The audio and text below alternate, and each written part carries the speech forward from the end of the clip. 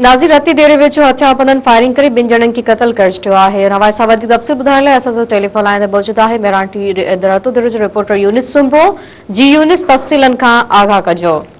जी बिल्कुल, मां तव्हांखे ॿुधाईंदो हलां त रतोदरो भरिसां ॻोठ मीर मोहम्मद जलपाणी जे लाड़े वटि अणॼातल हथियारबंदनि मोटरसाइकिल सवारनि मथां फायरिंग करे ॾिनी, जंहिंमें गोलियूं लॻण सबबि मोटरसाइकिल सवार ॿ ॼणा थॾे ते क़त्ल थी विया।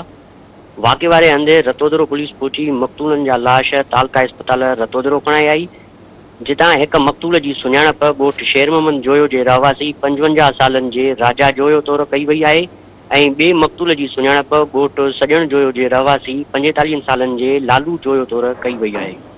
लाश ज़रूरी कार्रवाई बैदि वारसनि हवाले कया विया आहिनि। उन हवाले सां मक़तूल जे वारिस हाजी अब्दुल वाहिद जोयो ॿुधायो त जतोई बिरादरीअ जे हथियारबंदनि असांजे ॿिनि ॼणनि खे क़त्ल कयो आहे। हिन चयो त 8 साल अॻु जतोई बिरादरीअ जे हिक ॼणे खे पुलिस मारियो हुयो, जंहिंजो इल्ज़ाम हिननि असां मथां ॾिनो हुयो, जंहिंजी साख पत बि ॾिनी हुई, पर उन जे बावजूद बि अॼु जतोई बिरादरीअ जे हथियारबंदनि असांजे ॿिनि ॼणनि खे क़त्ल कयो आहे।